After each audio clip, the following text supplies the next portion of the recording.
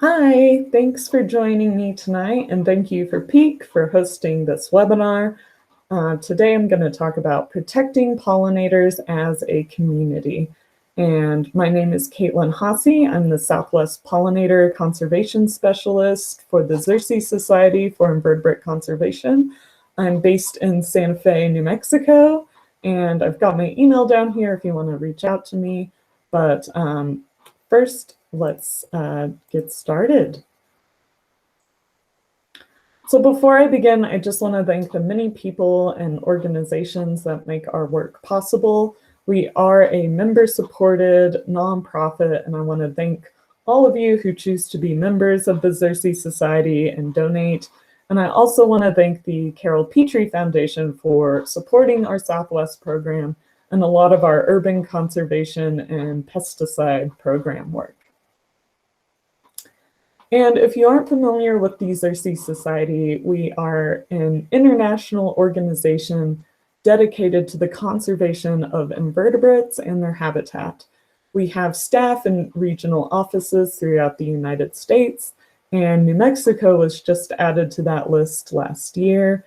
And a lot of our work is dedicated to insect pollinators like bees and butterflies, but we also work to protect other insects like dragonflies and fireflies, and also other invertebrates, which are animals without a backbone, so things like freshwater mussels and snails. And we protect invertebrates because they make up an important group of wildlife, a really large percentage of all animal species on Earth, about 94%, and they play crucial roles for the function of our planet, including pollination, but also things like seed dispersal, decomposition, and they also make up a huge base of the food web.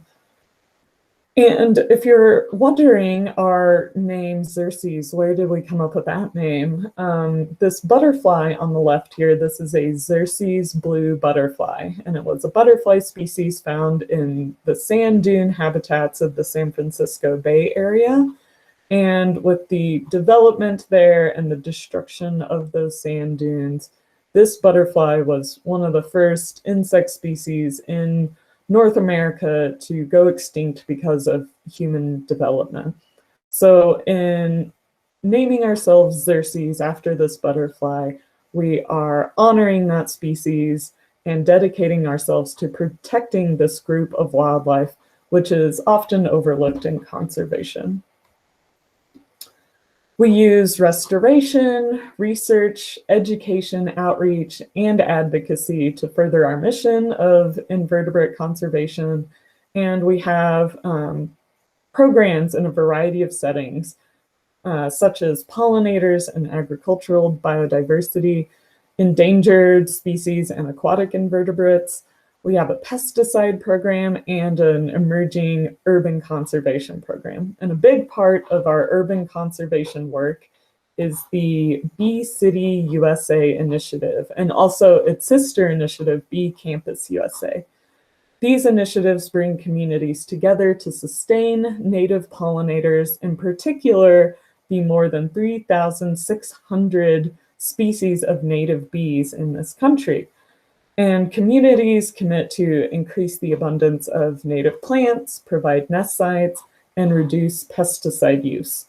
Affiliates also incorporate pollinator conservation into education and outreach events.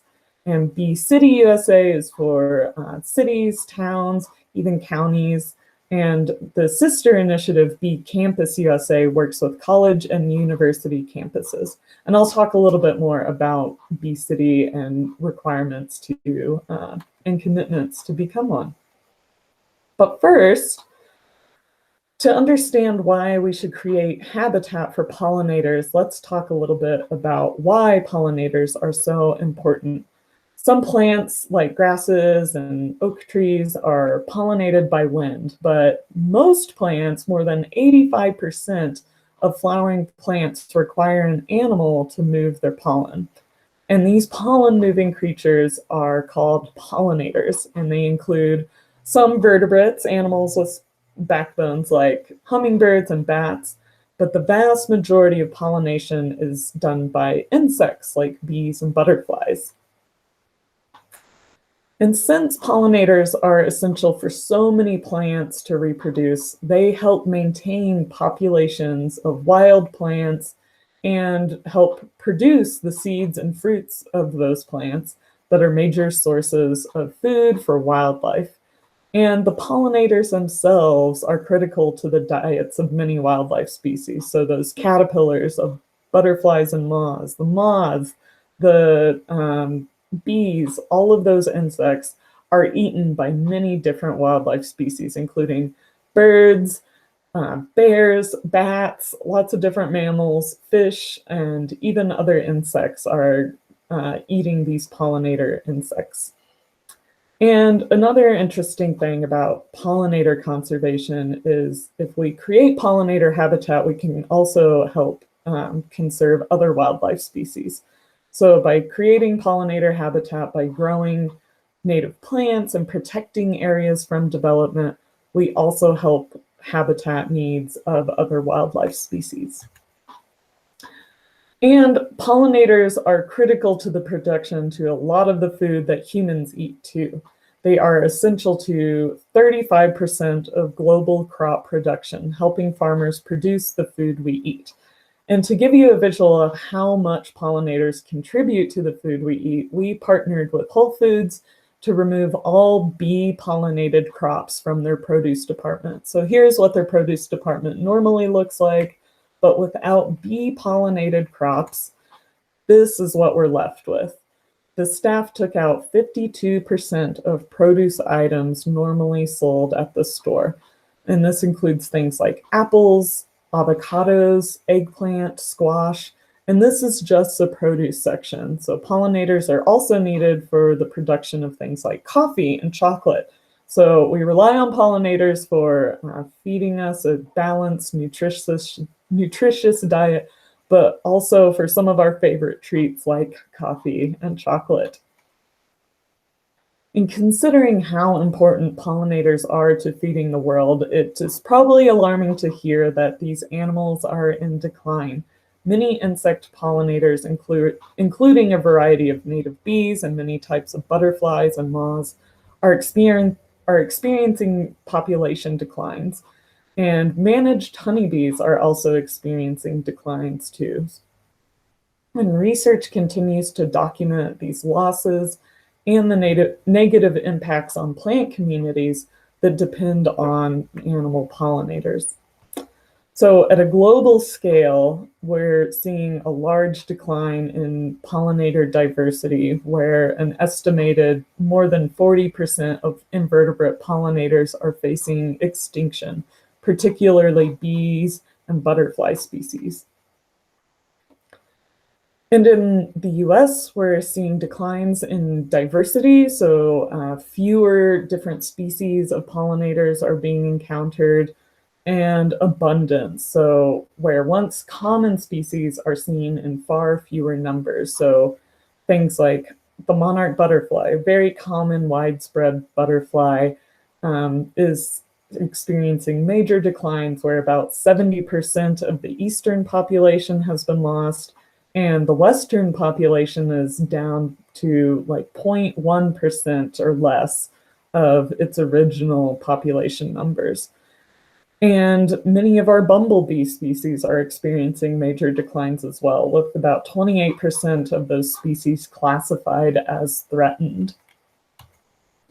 But why are we seeing these declines? There are a few major key risk factors to pollinator species, and these include habitat loss, which is a major issue for most wildlife, which is the loss of the basic needs they need to fulfill their life cycle. So what pollinators need are flowers to nectar on and collect pollen from. They need nesting sites and overwintering sites, and the loss of those equal habitat loss. The next is pesticide use, and this includes large-scale use in agricultural settings to use in backyards, to treatment of nursery plants that we might plant in our yards.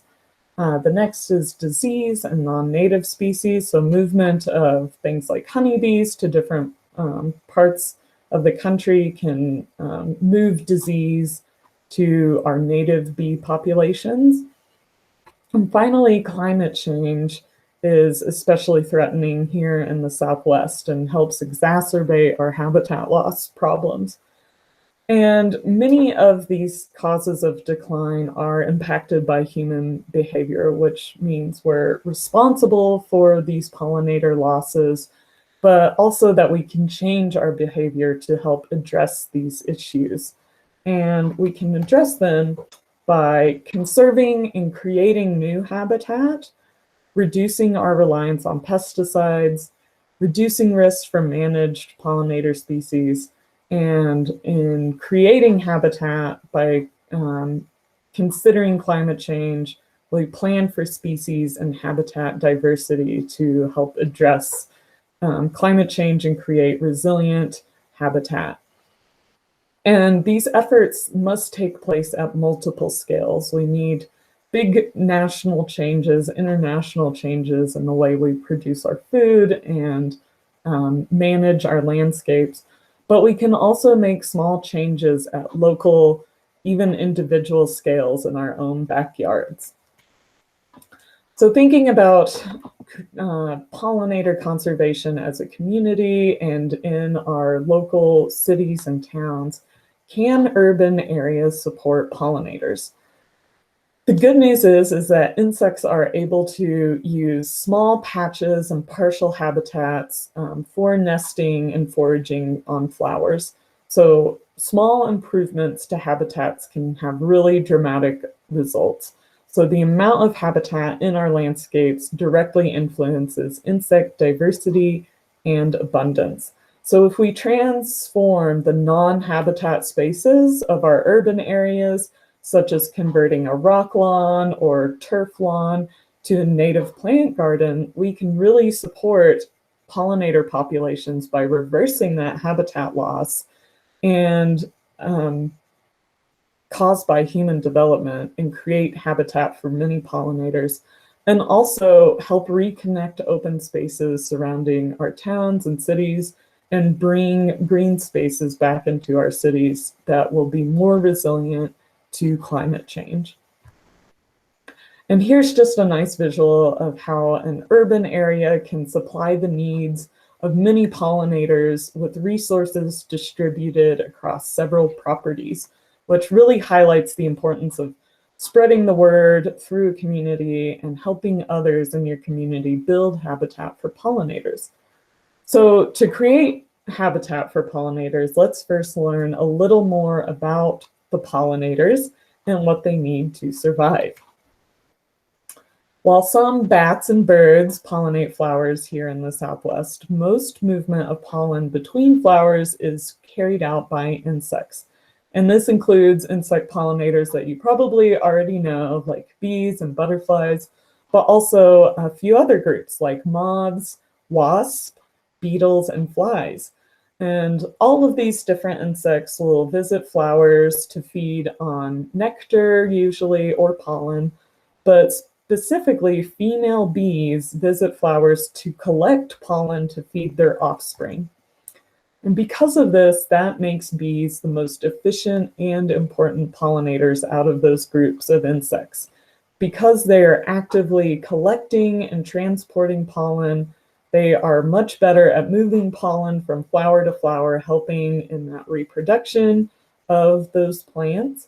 And what they're doing is collecting that pollen to feed their babies. So they have lots of it on them all the time and help improve pollination. Another reason why they're really great at pollinating is that they exhibit flower constancy, which means that once they know their way around one species of flower, they've collected lots of pollen from one kind of flower, they prefer to go back to that kind of flower, which means they're moving pollen from the same species of flower to another, which is more efficient at pollinating versus if it was another species pollen at one flower, that's not going to end up in reproduction of that species. So that's really great at improving pollination and seed set.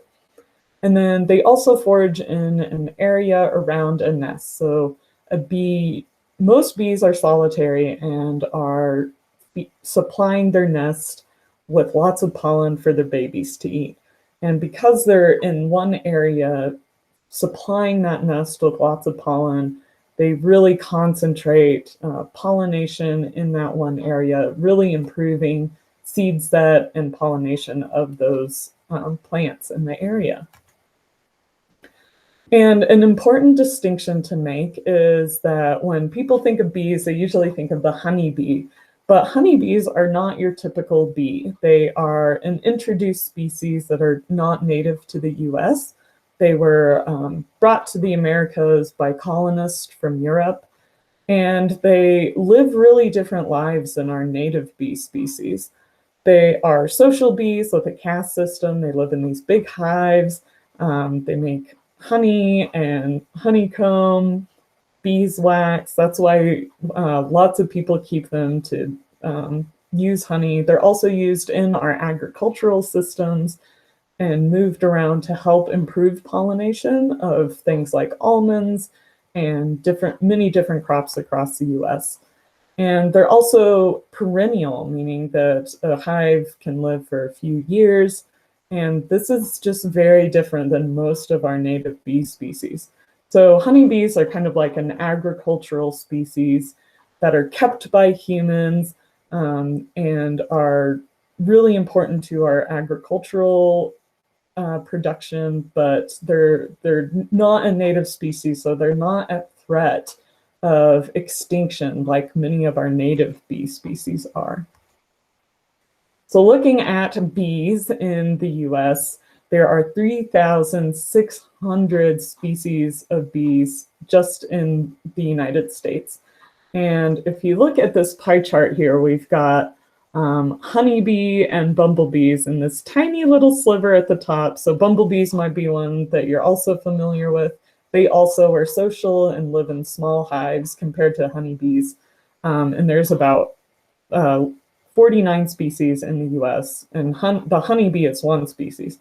But there are so many thousands of other bees spread across these different families. And some of those are generalist and some are more specialist species. So bumblebees and honeybees are a good example of a generalist species. Because they're active from spring to fall, they need to be generalist and forage from whatever flowers are available. So they can collect pollen from anything and their babies will eat it. Our specialist species, which is about half of species of bees in the Western US, are specialist. And that means that they are picky pollinators. Their babies will only eat pollen from a certain type of plant, being a specific plant family, sometimes all the way down to a specific genus of plant, like cactus bees. They're specialists that require very specific plants to survive. And most of our bees are solitary. About 70% of all bees are just one female supplying her single nest all by herself. Like our honeybees and bumblebees have worker bees that are all working together to supply a nest, but most bees, it's just one female doing all of the work to feed her babies. And if we look just visually at the diversity of bees, you can see just an incredible range of sizes, colors, shapes, where their hair is on their bodies. There's so much more than just honeybees and bumblebees in the US and across the world. And specifically in the Southwest, we have a really high diversity of bees. And one interesting thing that kind of differentiates bees from other species of plants, insects, other wildlife, is that bees diversify a lot in arid ecosystems. So usually you see the highest diversity in tropical ecosystems, but bees specifically diversify in our desert climate. So New Mexico has over 1,000 species of bees. And if we look at this map on the left here, you can see the darker colors are where the higher number of bee species exist. So you can see the southwest of the US is just a hot spot for bee diversity. And for just an example, in Grand Staircase Escalante National Monument in Utah, about 660 plus species of bees are collected just in that small area. So a small area in the desert can support hundreds of bee species.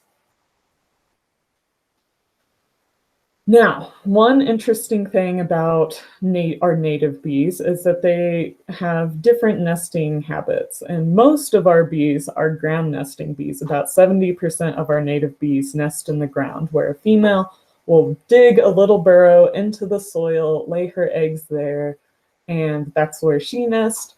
About 30% are stem or tunnel nesting bees, which means things like holes in logs or pithy hollow stems of old plant material, like yucca stalks even, and different small little cavities are where about 30% of our native bees nest.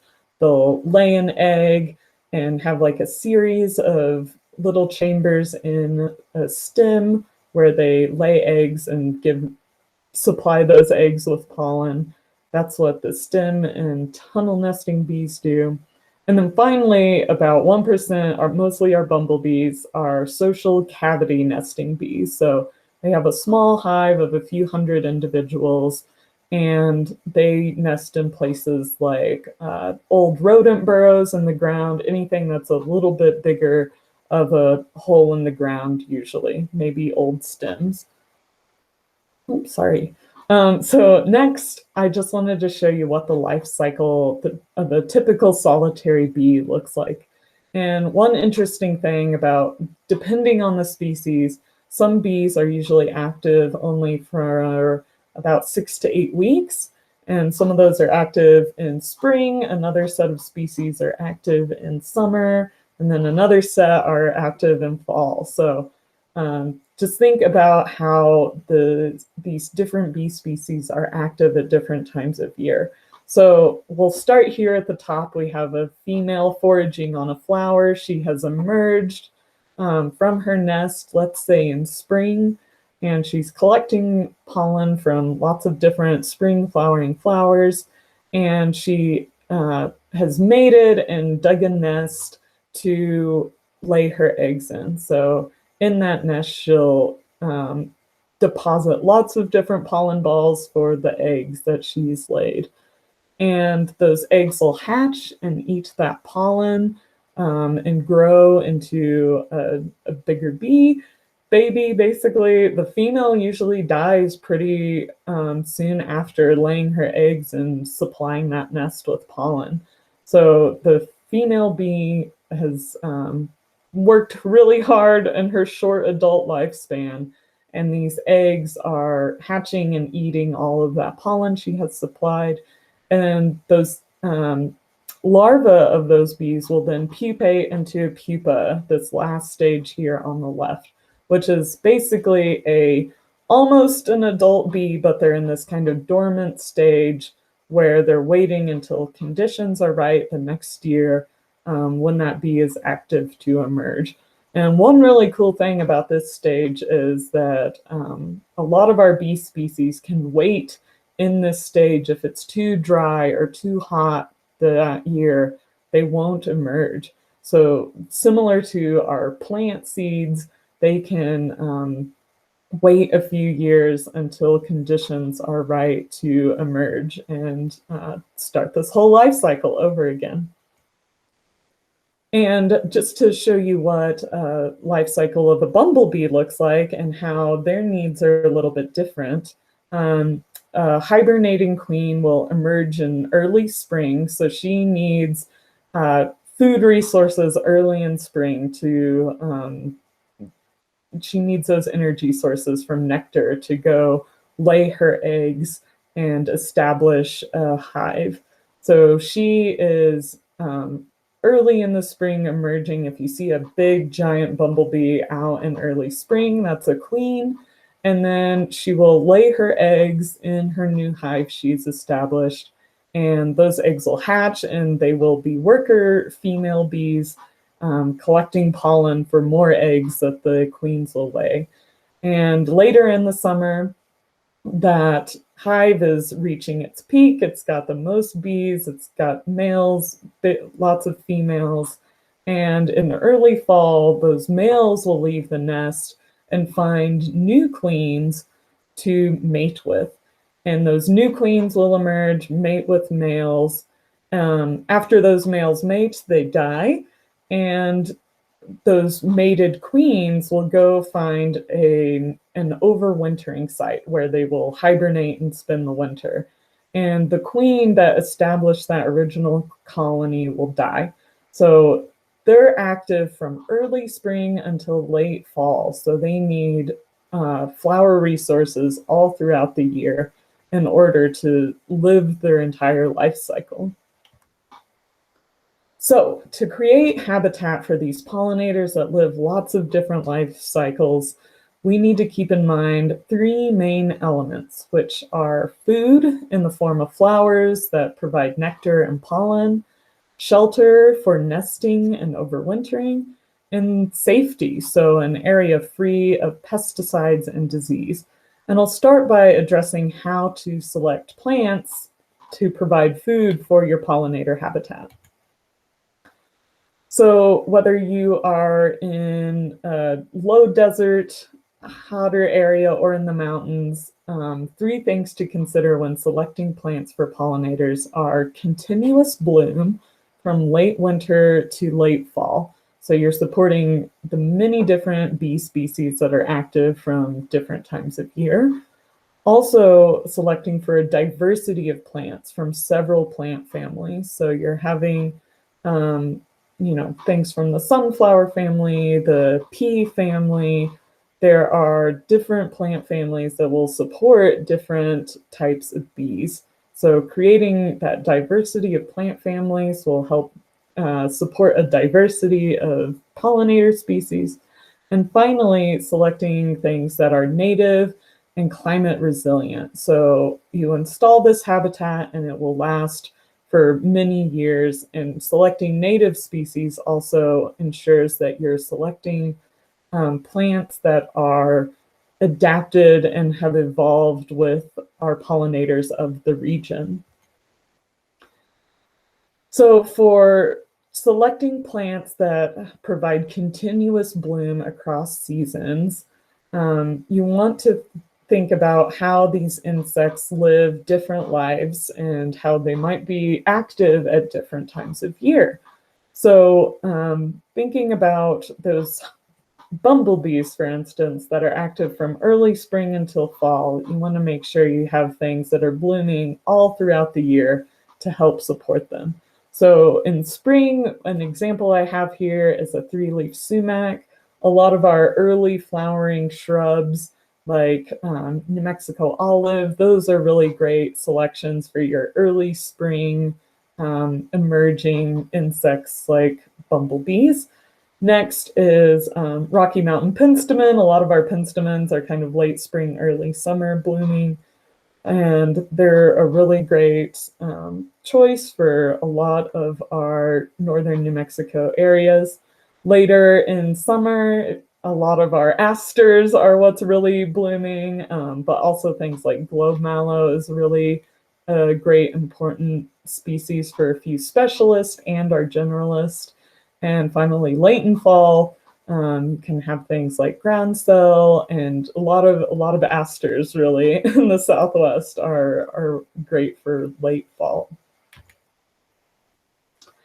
Next is considering a diversity of plant families. So because we have things that are specialist and require a very specific plant to feed their babies, we can support lots of species of different pollinators that are specialists by including those different plants of different families. So this includes things like host plants for butterfly and moth caterpillars. And you might be familiar with milkweeds are necessary for monarch caterpillars. And so if you plant milkweeds, those monarch caterpillars have something to eat. And that's true for lots of our different butterfly and moth species. They require different plants to eat as caterpillars. So a lot of grasses support, our native grasses support lots of butterflies, and also including lots of different wildflower types across different families are important for those specialist bees that feed specific pollen to their babies. And just looking at this little sample I have here, the first is milkweed. That's very important for monarch caterpillars. The evening primrose family is also very important for a few different moth families and also a few different bee species are specialists on our evening primrose family too. So things like the evening primrose, the sundrops is another one in that family. That's a great example of things to include.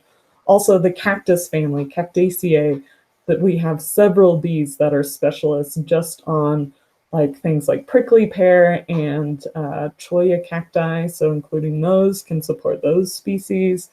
And things like the rose family, they have a few specialists and are really great, kind of early blooming. This is Rosa woods rose. That's also a really important plant for a lot of feeding lots of different species of bees. And finally, I just wanted to touch a little bit on selecting native plants and how we should really prioritize native plants for creating pollinator habitat. And there's a few reasons why we recommend them. Native pollinators that have evolved in our landscape in the Southwest, where they have diversified, have co-evolved with our native plants of the region. So selecting ornamental plants that might be from China or Asia or Europe, those might not have the distinct attractive features that attract our native pollinators. Their pollen might not be great at feeding those baby bees. So selecting our native plants is going to ensure that you can support a diversity of pollinators. Also, selecting natives means you're selecting plants that are adapted to our local conditions. Because they evolved here, they are adapted to our dry desert climate.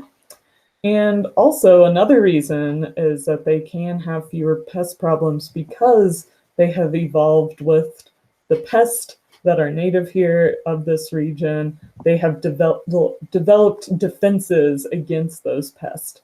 So native plants are really a great selection for many different reasons. And thinking about what we need to do when creating this habitat is really thinking about soil, especially in Los Alamos in northern New Mexico, and making sure we are controlling soil erosion and increasing water infiltration. So our soils are quite prone to erosion, and conserving water should really be at the forefront of your pollinator habitat creation. And you want to make sure you address any current erosion issues and prevent future ones. So using things like mulch can help water infiltrate in the soil, using drip irrigation, anything to keep water from evaporating or running off is really beneficial to helping sustain your plants you've planted and our general water conservation. And a little bit of bare ground is good for nesting bees, but you don't want to have too much bare ground. So just making sure that you have a few places for bees to nest, but not having a big giant area of bare soil, because that can cause more erosion problems and result in fasting rainwater runoff. Next is identifying the diversity in your garden space, identifying microclimates. So where it's very hot and dry, maybe choose plants that are more adapted, maybe lower elevation plants that are able to withstand that really harsh area of your garden. And then also identifying where it might be a little wetter, or cooler, partial shade. You can plant things like columbine and other more wetter loving plants in those areas where you may not need to use as much water compared to a hotter, drier space. And also think about what you can provide in terms of nesting and overwintering sites. So mostly with our nesting sites, it's creating a do not disturb area of old plant material, of rock piles, logs, anything that has little cavities or holes in it will be really beneficial to providing a space for nesting and overwintering. One tip for preventing pest populations is removing your annual plant material at the end of the year, but leaving some perennial plant material that those will be more beneficial to our pollinators and our beneficial insects. And leaving stems over winter and trimming them in the spring so that you can open up the little hollow, pithy part of the stem and leaving them through the next year so that those stem nesting bees have a place to go. Also thinking about creating a space free of pesticides is critical in designing your pollinator habitat. So avoiding the use of pesticides, especially our really toxic systemic pesticides like neonicotinoids.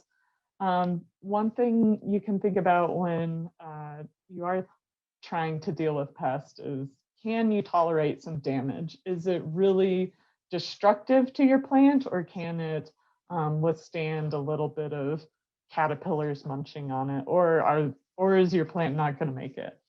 And then also supporting pollinator habitat that supports natural enemies of your pest in your garden.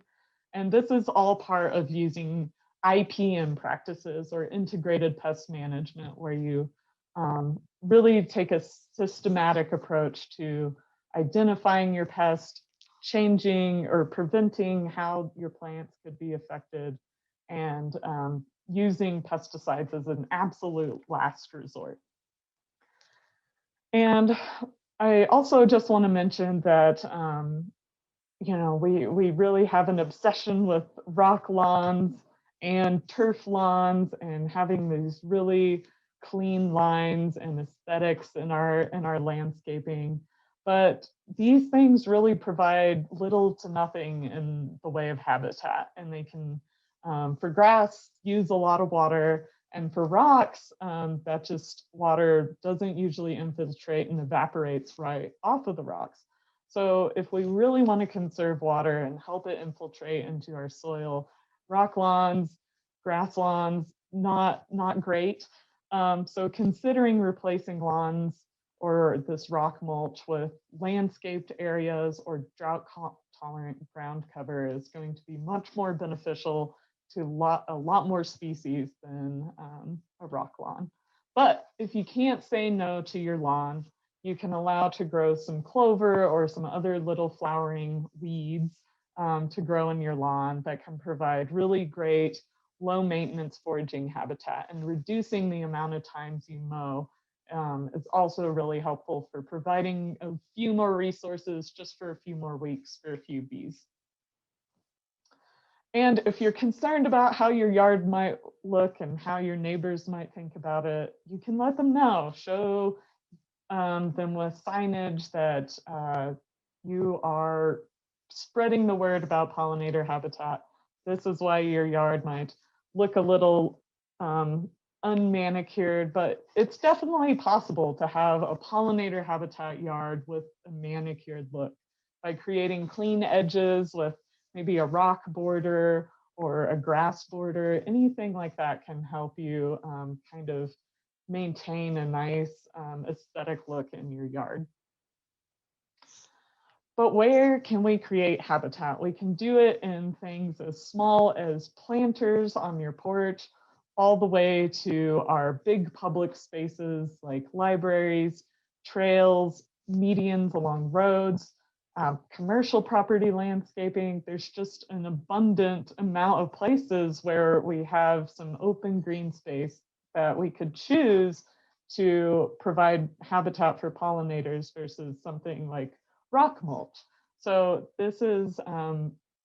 these will be resources to any pollinators that are able to access it, and a good way to combat climate change and build habitat in an urban area. And finally, thinking about this habitat and how we can create it, engagement in your community can be large or small, from anything from a small neighborhood project to changing policy at a large local government level.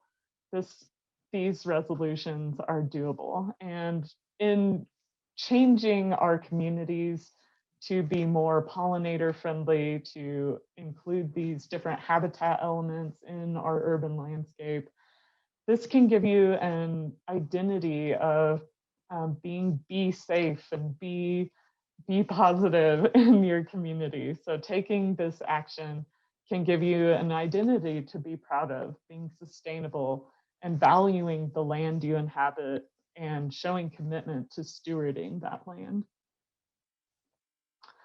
And creating climate resilient pollinator habitat can be integrated into just about any urban conservation work, beautification or vegetation management, and in turn helps create pollinator habitat and benefits urban communities in a number of ways. So if you include pollinator plant species in rain gardens or improve natural vegetation cover, reduce our destruction of natural spaces, we can help decrease things like stormwater runoff. We can prevent soil erosion and improve water conservation by helping water infiltrate into the soil. And this can also help reduce carbon emissions by trapping carbon in these different pollinator plants and allowing these natural landscapes to flourish.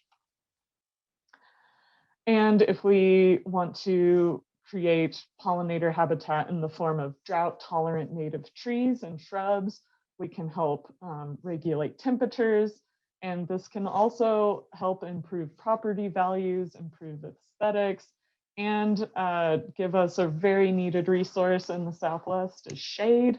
So improving the urban canopy with our native pollinator-friendly trees can really help benefit a lot of different aspects in our community. Also, creating pollinator habitat in the form of seed and fruit-producing trees that can help feed our wildlife. If we plant lots of sunflowers, those sunflower seeds are great for our finches and many other birds species. And also can create urban foraging opportunities. Some of our native berry producing plants like three-leaf sumac here has a really delicious tart berry that you can make like a lemonade with. There's just a lot of food resources we could also be planting for humans and for wildlife. And finally, creating urban pollinator habitat can help us produce accessible public green spaces. So giving a chance for our community members to go outside and connect with nature. They can provide a community space for recreation and relaxation, and they can be a place to host outdoor events and outreach around pollinators, conservation, and sustainability in our communities. So finally, I want to talk a little bit more about Bee City and Bee Campus USA certification. So this is where our affiliates commit to raising awareness, enhancing habitats, and celebrating achievements of the community in creating pollinator conservation outreach.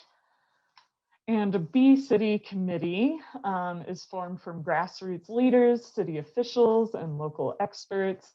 These people are needed to build an effort around improving city policies and educational awareness around pollinator conservation.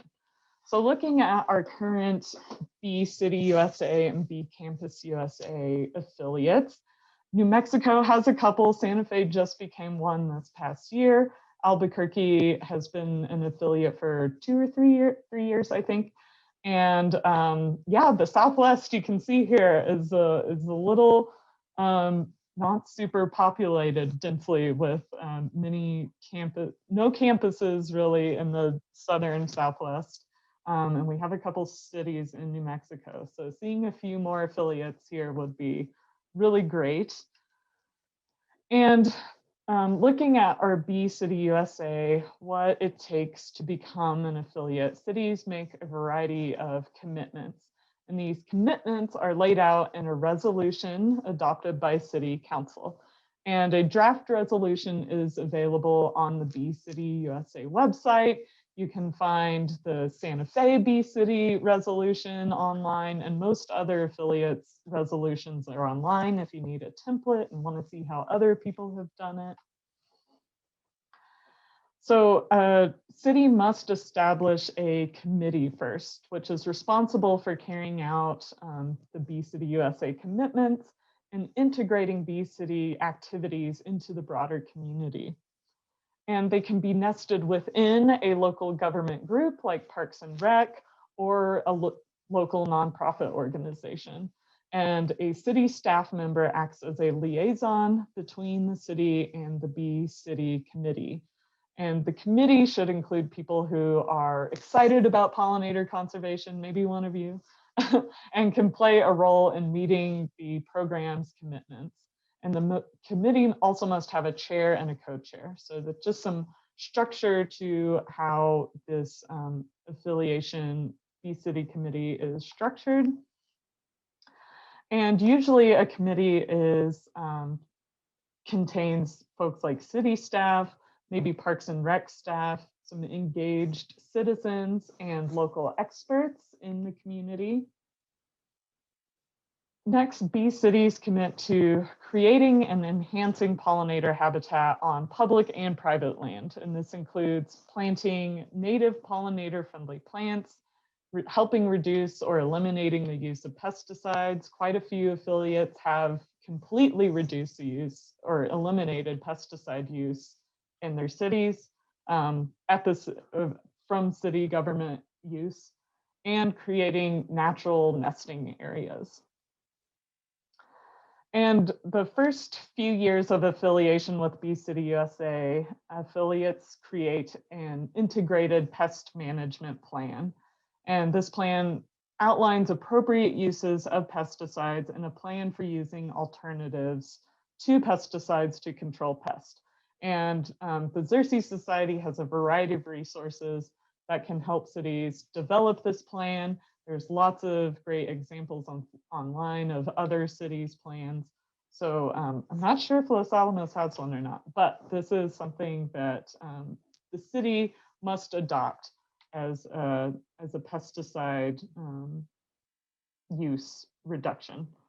And next, affiliates also commit to create a recommended native plant list for residents of the city to refer to. It helps the city and community decide what to plant and where they can purchase those plants locally. And we have a variety of resources. I've made a list for the Albuquerque Santa Fe region, and a few of those can be applicable to places like Los Alamos. But there are lots of great resources that already recommend some excellent species for the area. And affiliates also make city or county policies and plans pollinator conscious.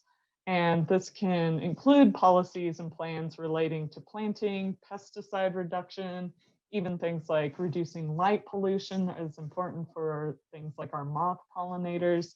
There are a lot of ways we can incorporate a pollinator aspect to a lot of plans and resolutions that cities make. Affiliates must also host pollinator awareness events, and this can include adding a pollinator component to existing events or creating new events, maybe around Pollinator Week.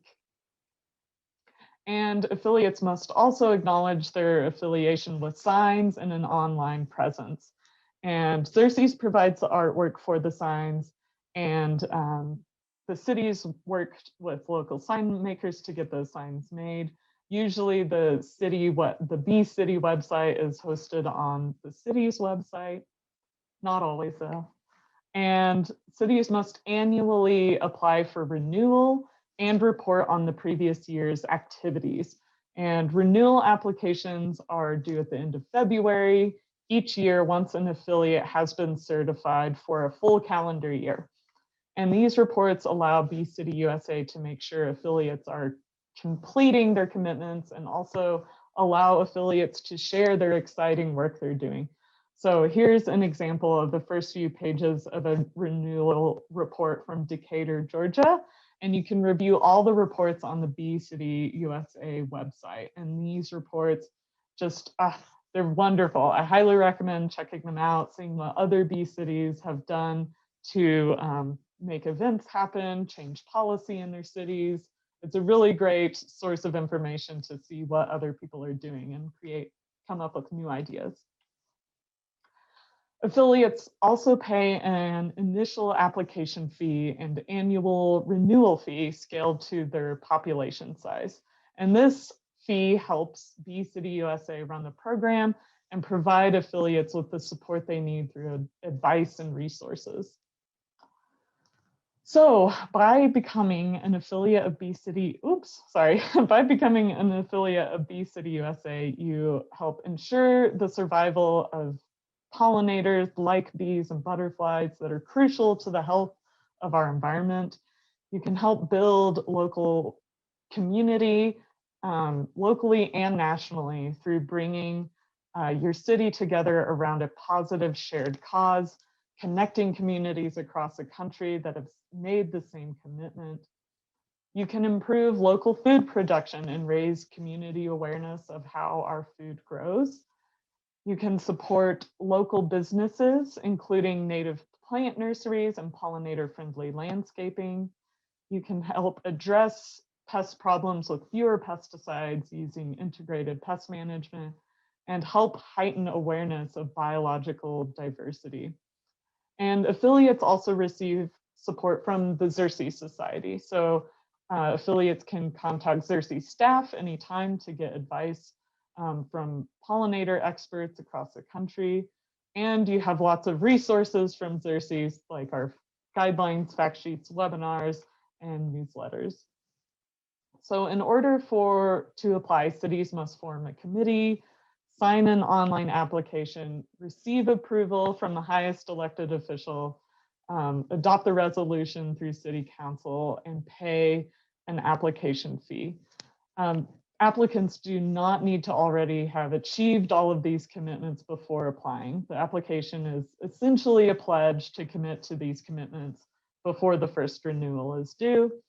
Participation in the program requires the affiliates complete each commitment each year, but it's important to remember that this is a long-term project and you don't need to do all of these things at once.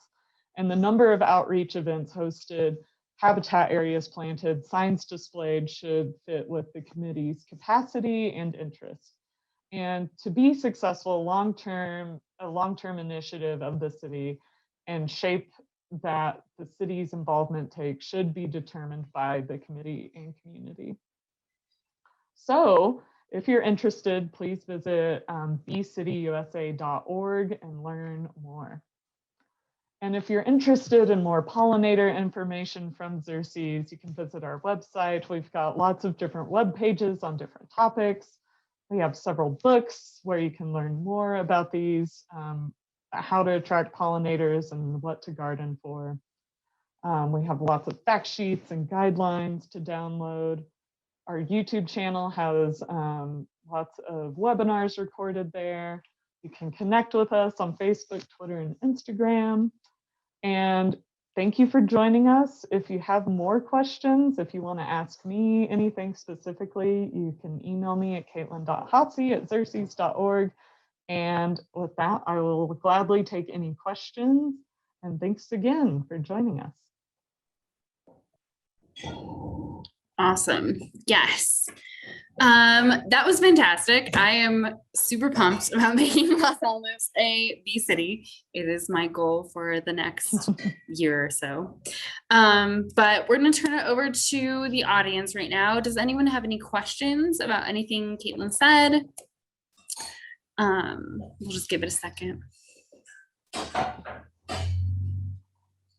Thank you, Sue. Thanks for coming. I know there's a lot of interest in Los Alamos. It's all about organizing and getting that committee together. I'm happy to talk with any of you one-on-one about my experience being a committee member on Santa Fe's Bee City. Nice, cool. I would love to talk to you about that as well. But Dorothy just asked, can we use this recording to present to the city council? Or the county council, sorry. Yeah, absolutely. Yeah, the only problem with that, Dorothy, is I started recording halfway through. So I just sent Kaitlin an email to see if she would do the first 20 minutes of the program over again. So we'll wait for her response. But we'll make it work. I can do that. Perfect. Because I also think it would be great to show to other people. So that answers that. We can totally do that. Perfect. Well, it seems like nobody has any questions. That's fine. It's a very thorough presentation. Okay, so I just want to say an extra huge thank you to you, Kaitlin, for sharing this information with us. And that, oh, we got a question. I was talking, we had the questions. Okay, so where is the best, the local place, the best local place for buying native pollinator-friendly plants? Yeah, that's a really great question, and a lot of communities struggle with finding that. Like, there's usually not a lot of places that have a big supply of native plants, but specifically in Santa Fe and Albuquerque, Plants of the Southwest is really excellent with having lots of inventory of locally sourced native plants. So that's another key thing, is finding plants that have been sourced from seeds from local populations, because we have plants that also native plants that may also exist in Minnesota, but if you get plants from those populations, they're going to be more adapted to cold, wet weather. So finding plants that are more locally adapted to our more dry climate is key. Plants of the Southwest is great. And then Santa Ana Native Plant Nursery is also excellent. Their public garden center isn't quite open yet. It will probably open in a couple months, but they're really excellent. But I don't know the Los Alamos nurseries very well. So if anyone has a recommendation, throw it in. Yeah, Dorothy just wrote that she's had trouble getting responses from the local nursery in Los Alamos about pollinator safe plants, but she is urging people to order from High Country Gardens. Okay, yeah. They're I haven't talked with them about where they source their seeds, but yes, I've heard really great things about their supply and how many native plants they have. And another thing to consider is when a lot of nurseries source their plants from big producers across the country, they may not know if they've been treated with pesticides. So just asking, having that conversation with the grower you're buying from, have these been treated? Do you even know?